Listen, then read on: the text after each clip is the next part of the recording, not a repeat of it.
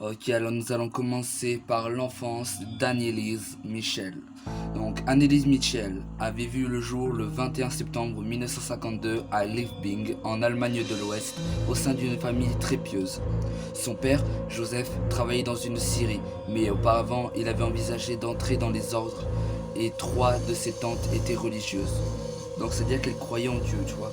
Genre, la croix, là, que j'ai derrière, là, vous la voyez. En gros, elle était pareil que moi, c'est-à-dire chrétienne, mais bref. Du coup, Anna, sa mère, était femme au foyer et se consacrait à l'éducation d'Annelise et de ses trois sœurs. Quelques années avant la naissance d'Annelise, en 1948, sa mère avait donné naissance à une petite fille illégitime, Martha. Non, Martha, qui est la sœur de cette Allemande. Je n'ai rien contre les Allemands pour info. Je rajoute un peu d'humour aussi parce que cette histoire qui va suivre, elle est horrible. Cette naissance avait été perçue comme un tel déshonneur par les membres de sa famille qu'il avait forcé à porter une voile noire le jour de son mariage. Donc tu vois, pas une robe blanche, une voile noire, les gars. Et je sais que j'ai des lunettes, me demandez pas pourquoi. Faut rajouter un peu d'humour en même temps. Mais bref. Alors, nous allons continuer cette histoire. Donc, malheureusement, suite aux complications d'une opération qui visait à lui enlever une tumeur du rein, Martha était morte à l'âge de 8 ans et son décès avait été interprété comme une punition divine par sa mère. Donc si vous n'avez pas compris ce que sa mère a fait, je pense qu'elle a supplié Dieu pour qu'elle meure. Voilà, parce que comme je vous l'expliquais un peu tout à l'heure, elle n'avait pas du tout accepté voilà, qu'elle se marie, qu'elle soit dans ce monde. Depuis sa plus tendre enfant, Annelise avait été enlevée par la plus grande des piétés et la disparition de sa sœur avait encore accentué ce phénomène. Sa mère espérait que les prières de sa fille sauveraient son âme pécheresse. Alors, comme elle était une enfant insensible et profondément bienveillante, Annelise fit exactement ce que ses parents attendaient d'elle. Donc là, il va y avoir une petite photo de la petite. Donc voilà. Donc ce sera Annelise lors de sa communion. Là, vous verrez, les gens, vous verrez Annelise, voilà comment elle était. Donc durant son enfance, Annelise tomba gravement malade et elle fut soignée à l'hôpital de Mittelberg, un sanatorium destiné aux personnes souffrant de la tuberculose. Au cours de son séjour dans l'établissement, elle passa ses jours et ses nuits à prier, cherchant à renforcer sa relation spirituelle avec Dieu. Donc genre, Ameno, Ameno Jésus. Voilà, j'étais à deux de rigoler, allez. Donc une fois guérie, la petite fille rentra chez elle et commença à fréquenter l'école secondaire Dash. Oh, attendez, alors le nom est hyper dur à dire. Dashfenberg. Dashfenberg. Voilà. Donc c'était son enfance. Maintenant on va partir à la possession démoniaque. Je descends un peu les gars parce que voilà, j'aime bien mettre un peu de suspense. Donc là je pense que je vais garder à côté de moi. Voilà. Donc là j'ai ici mes notes.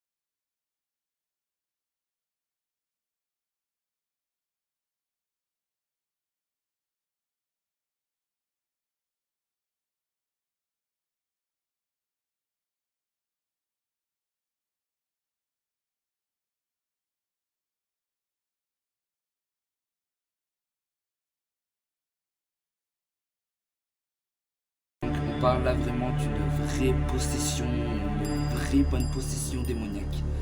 Ces tourments n'érodiaient en rien à la foi d'Annelise, pas plus qu'elle n'éteignait l'amour incommensurable et la compassion qu'elle ressentait pour les autres. Ainsi, en 1960, elle décida de dormir sur un sol de pierre, afin d'expirer les péchés des toxicomanes qu'elle voyait parfois assoupis sur le carrelage glacé d'une station de train, et elle continua à le faire pendant 3 ans. 3 ans les gars, 3 ans. Donc c'est là on va commencer à rentrer dans le vif du sujet. Donc j'en ai pas encore à la 3e étape, hein. Là on en a encore la 2e. La 2e est vraiment hyper longue les gars. Donc je pense que cette vidéo va au moins durer une demi-heure. Et si elle dure une demi-heure, je m'en bats les steaks. En 1968, Annelise était au lycée. Elle avait 16 ans à peine lorsqu'elle commença à souffrir de sérieuses convulsions. Lors de ces crises qui étaient particulièrement éprouvantes, la jeune fille perdait sa voix et elle se retrouvait incapable d'appeler à l'aide. L'année suivante, un neurologue de la clinique psychiatrique de Wurzburg la diagnostiqua épileptique et elle fut internée afin de recevoir le traitement adéquat. Déjà, rien que là, commencer à faire des choses, à tomber malade, déjà, à ne plus avoir de voix, c'est sûr déjà que c'est un truc de possession, hein. Malheureusement, tous les médicaments qui lui furent prescrits restèrent sans effet et ses troubles et constant que rien ni personne ne pouvait lui venir en aide. Annelise s'enfonça peu à peu dans la dépression. Lors de ses prières quotidiennes, elle voyait des visages démoniaques, grimaçants, et elle entendait des voix qui l'assuraient de sa damnation éternelle. La jeune fille tenta d'en parler au médecin. J'ai cru que c'était marqué au médecin saint. Mais ouais. Au médecin sans qu'il ne parvienne à la soulager et la pensée qu'elle avait peut-être et la pensée qu'elle était peut-être possédée commença à s'ignorer dans son esprit. Annelise resta internée pendant 1 an sans aucune amélioration de son état. Donc en gros, pour ceux qui ne savent pas, pendant 1 an elle a été enfermée dans un endroit en gros pour justement faire partir ces visions qu'elle voyait de démons, etc. Je sais que je vais beaucoup ma chaîne parce que cette histoire me terrifie. Faut bien faire bouger des trucs les gars, genre ma croix cette elle va se retourner dans 10 minutes. Je vais pas assumer.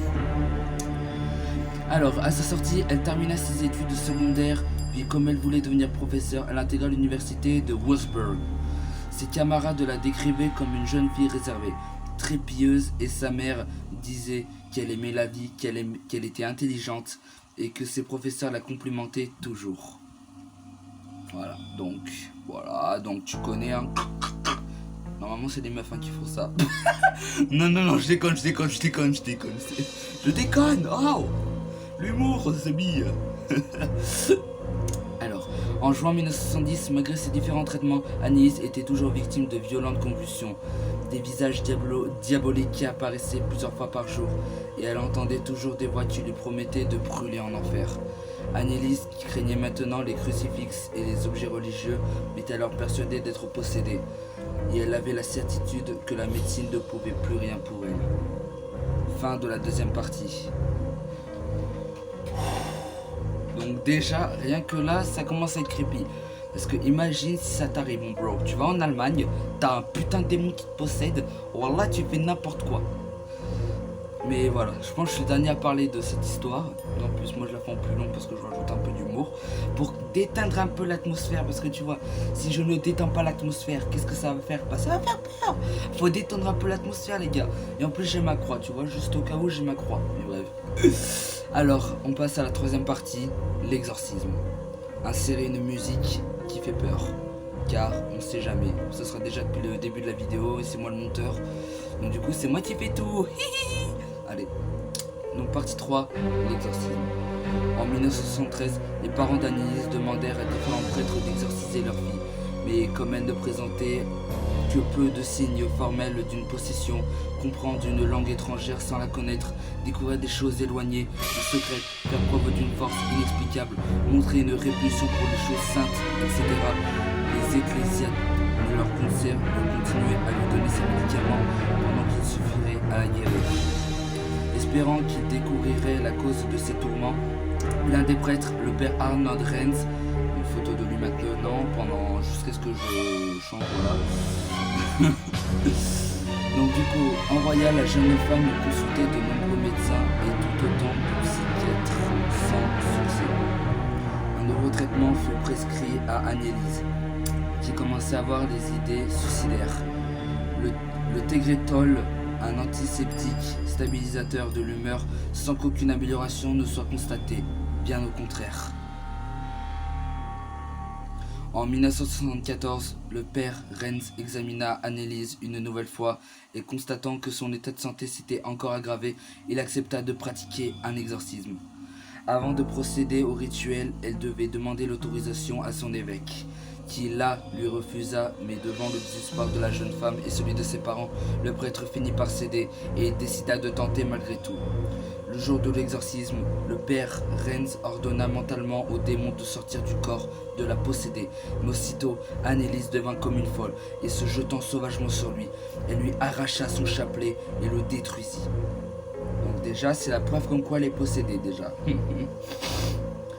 Normalement, aucun démon n'aurait dû être capable de toucher cet objet, car seuls les plus puissants d'entre eux osaient s'approcher des symboles religieux. Les crises d'Anneliese se furent alors plus violentes. Toute la journée, elle hurlait, brisait des crucifixes, détruisait les représentations du Christ et se mutilait. Déjà, là, tu sais que tu es dans la merde, déjà si tu te fais ça. Donc déjà, en plus, il y aura des images, donc si vous êtes une âme sensible, ne pas regarder. Je pense que je ferai un petit disclaimer en début de vidéo. Alors, elle ne parvenait plus à prier et se montrait agressive, insultant les membres de sa famille, allant même jusqu'à les battre ou les mordre. Dépassé par la situation, le père Renz invita alors le prêtre Ernst Alt à le seconder, et les deux hommes se livrèrent tous les deux à un certain nombre d'exorcismes sans plus de résultats. Ils proposèrent alors à d'autres prêtres de se joindre à eux, puis, comme il ne leur était d'aucune aide, ils leur demandèrent de les laisser continuer seuls. Donc, je vais faire une petite parenthèse. Donc, ce vont être les deux seuls pères ou prêtres qui vont s'occuper de cette fille. Et justement, je vais vous dire là maintenant le nombre d'exorcismes qu'elle a dû supporter. Elle a dû supporter 69 exorcismes. 69 les gars, en 8 ans. 69. Et pas la position sexuelle par des bouquins. Vous croyez que je les ai pas vu venir dans les commentaires? Ah, la position sexuelle. Pour le père Alt, Anneliese ne ressemblait à rien à une épileptique. Persuadé que la jeune femme souffrait de possession démoniaque, il exhorta l'évêque de leur permettre de pratiquer un exorcisme et en septembre de la même année. Monseigneur Joseph Stangl accorda au père Renz la permission d'exorciser Anneliese selon le rituel romain de 1614. Donc, vous cherchez sous Google ce que c'est que ça. Et en plus, à la fin, du coup, à la fin de cette vidéo, lorsqu'il y aura les vocaux, du coup, et du coup, ces deux prêtres là, ils vont faire ça en deux vocaux. Vous comprendrez à la fin pourquoi est-ce qu'ils ont fait des vocaux. Vous comprendrez pourquoi. Alors,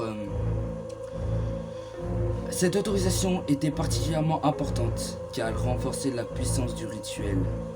Donc, 2 fois plus fort qu'un exorcisme. Donc là, vous aurez les photos du coup de Ernst Alt et Arnold Renz. Enfin, genre, les photos vont switch une par une, seconde après seconde. T'as capté quoi.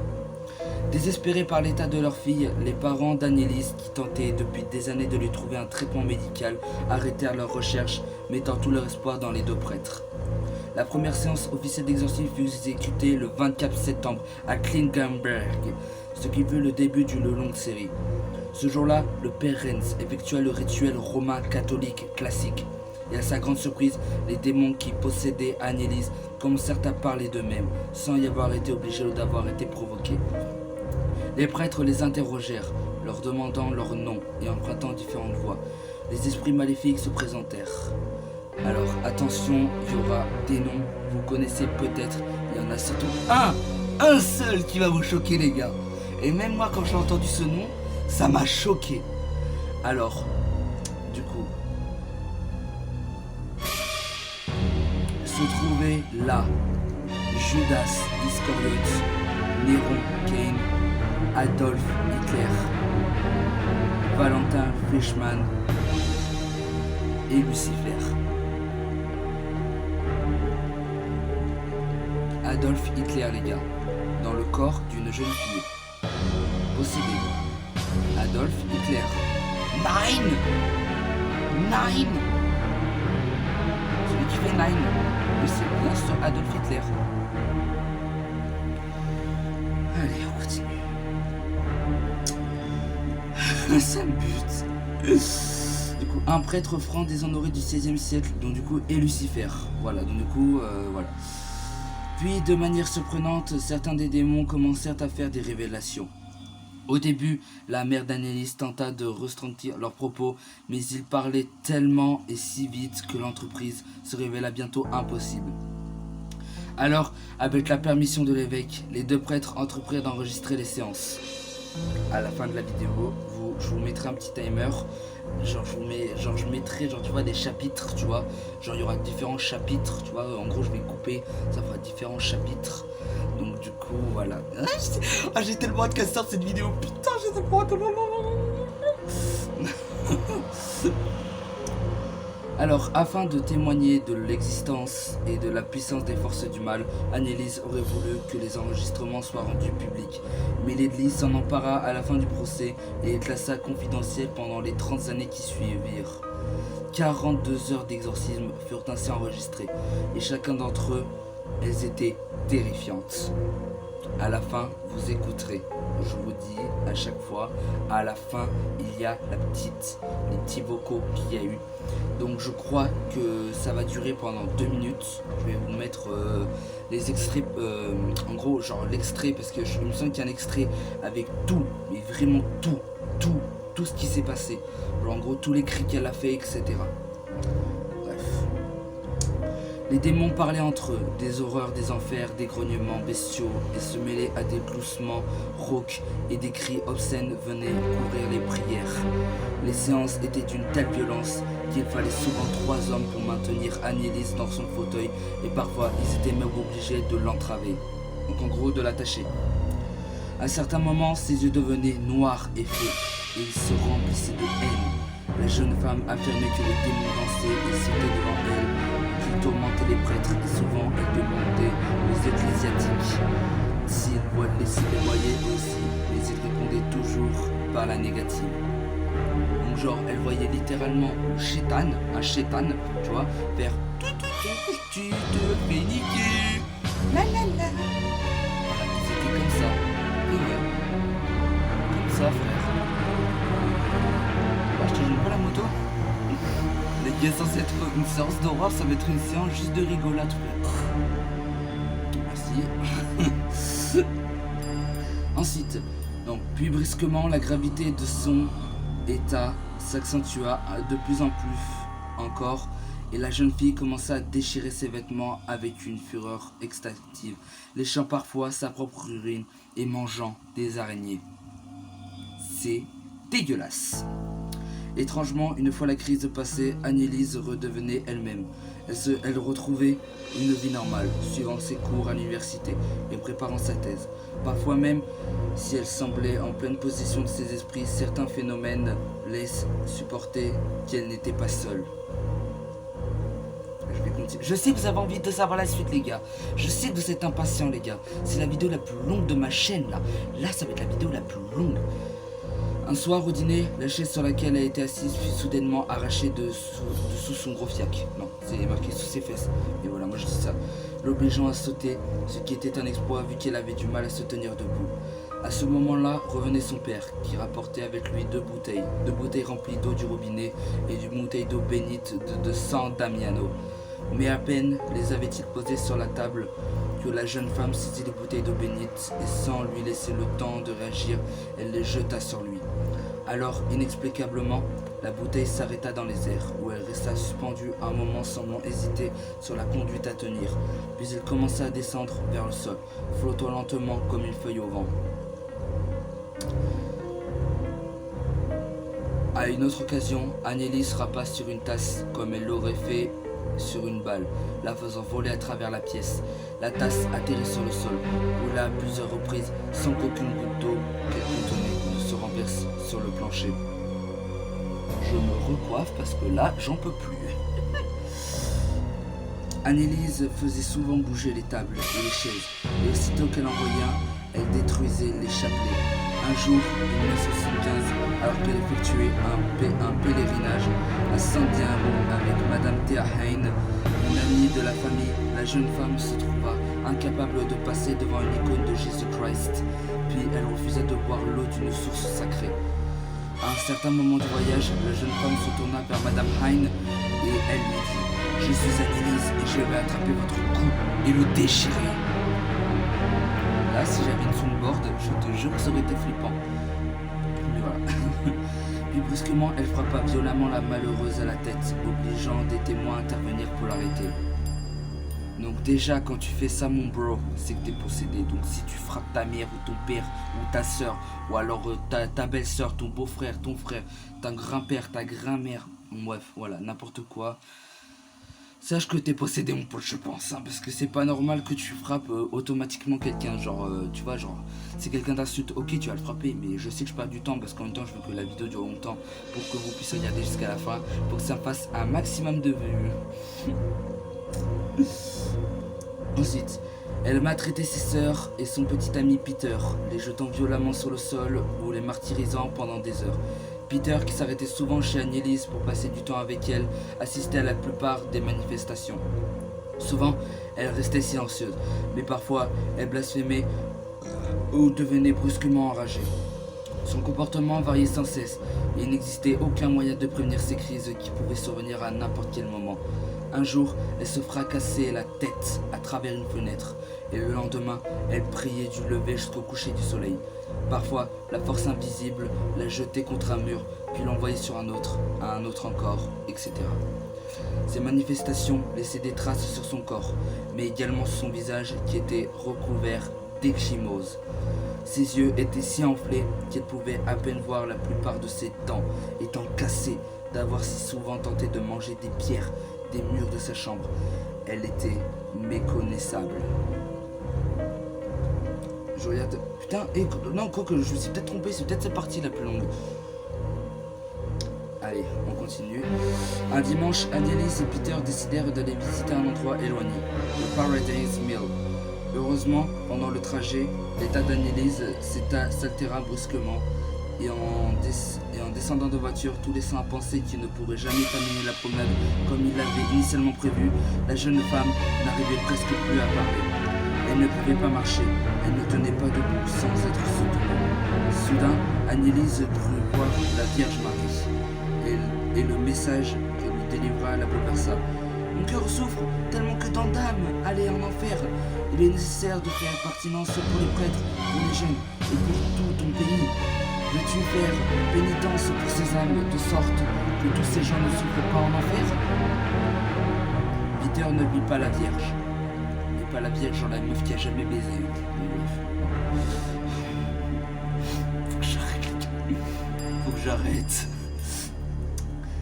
Alors, il se tenait là, regardant Annelise qui s'était mise à genoux et qui priait quand soudain la jeune femme se releva et inexplicablement elle se mit à courir.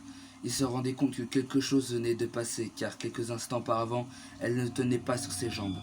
Une fois rentrée chez elle, la jeune femme courut à l'étage et appelant sa mère elle lui dit « Maman, maman, regarde-moi, je peux marcher à nouveau, sauter, danser,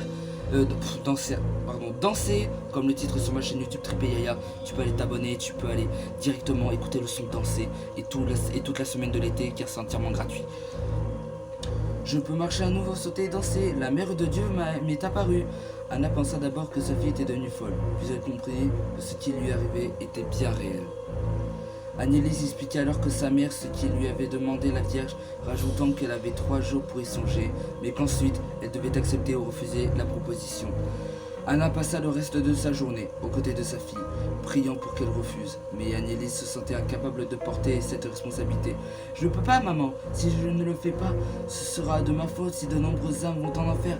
Elles seront damnées pour l'éternité, je serai coupable. » À ce moment-là, Peter était encore assis dans la voiture et il sanglotait.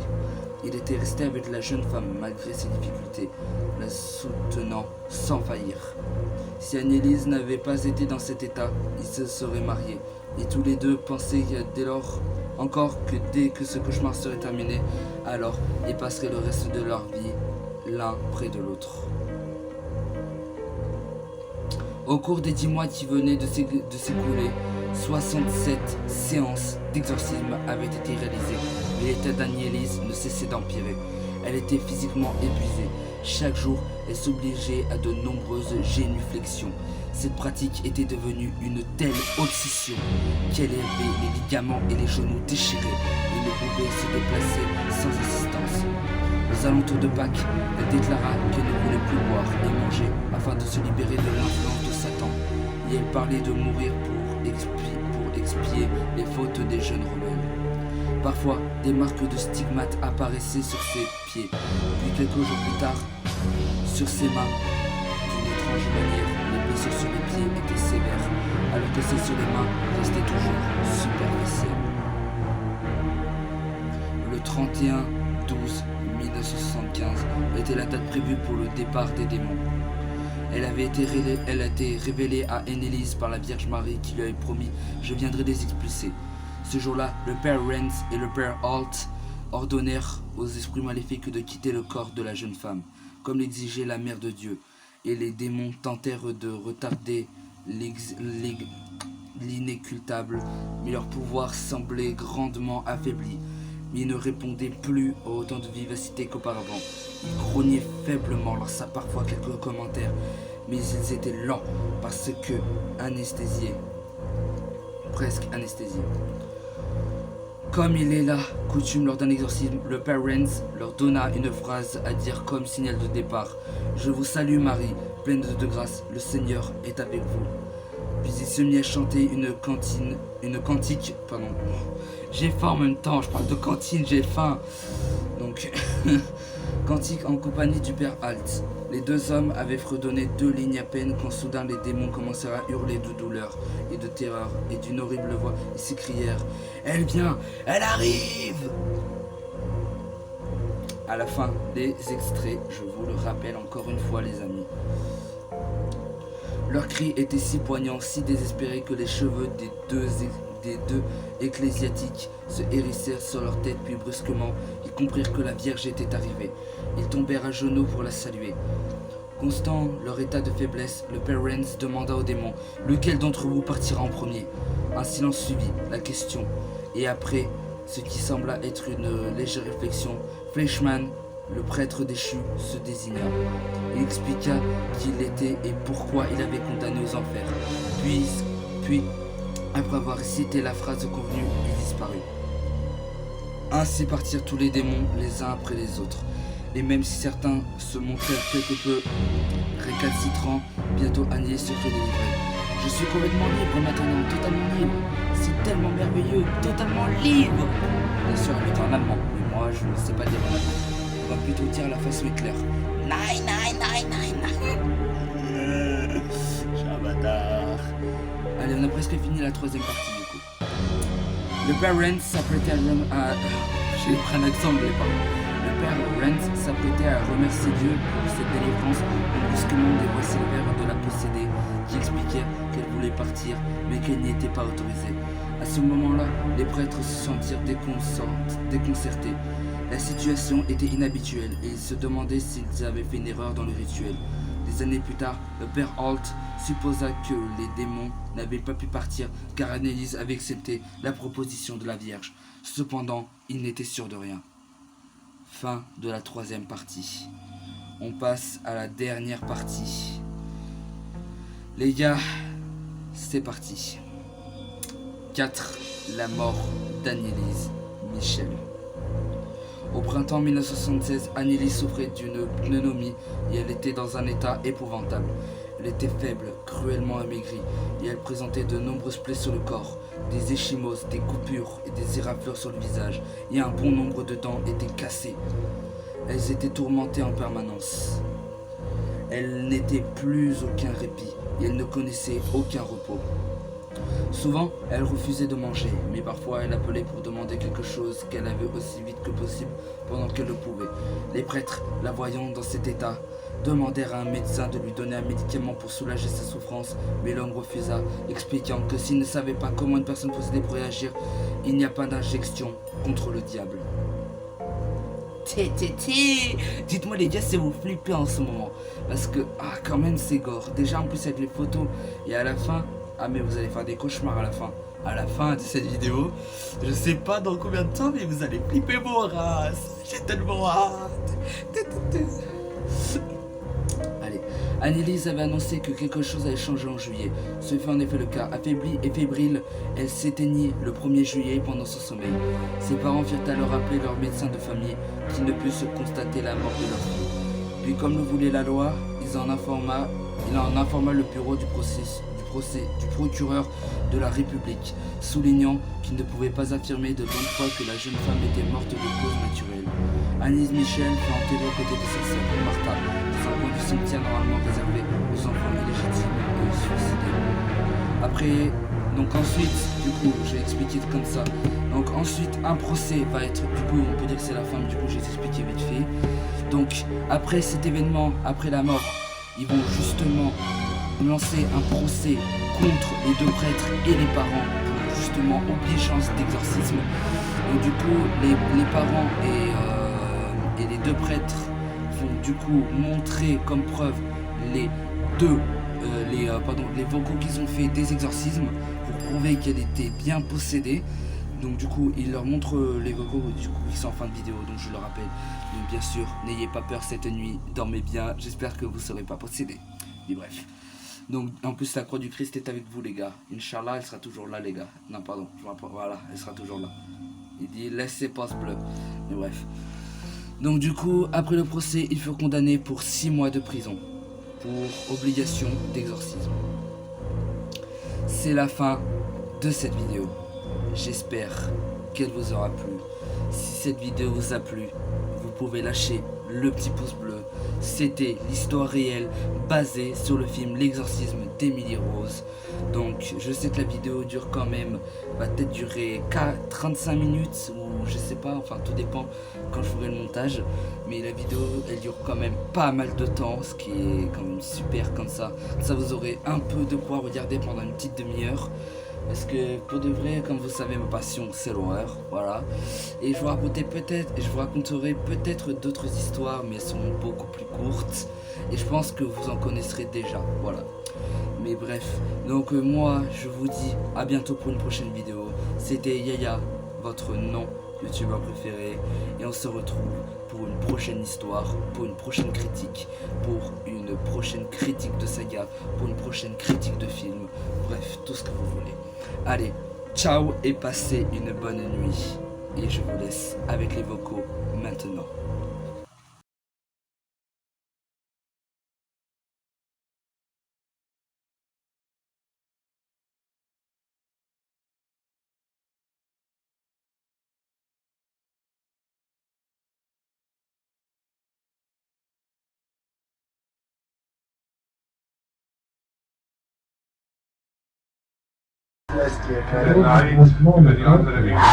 Ja, ale nie wie nic, nie byli. Ja. Ich will da meine...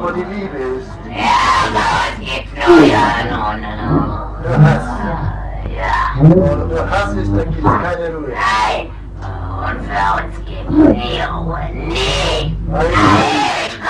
Weil er nicht dorthin kommt, wo der Schöpfer ist. Aber für uns gibt's kein Zurück. Ja, warum?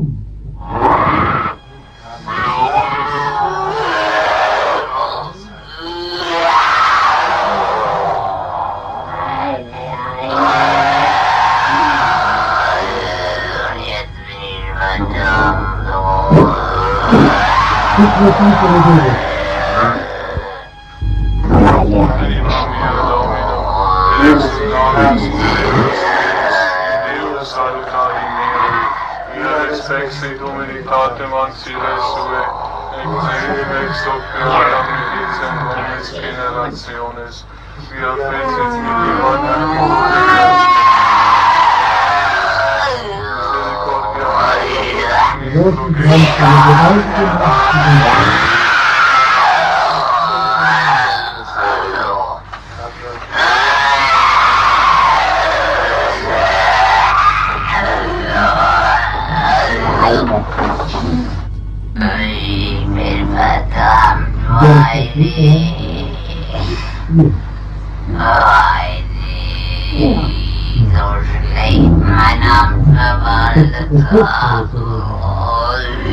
Wer bist du? Judas. Fleischmann in die Hölle. Du weißt noch, was du zu sagen hast?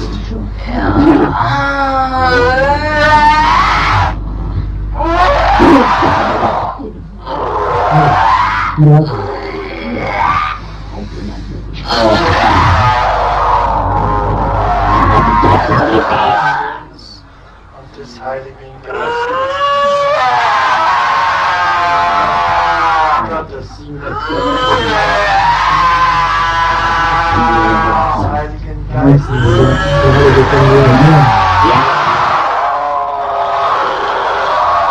Gib das Zeichen des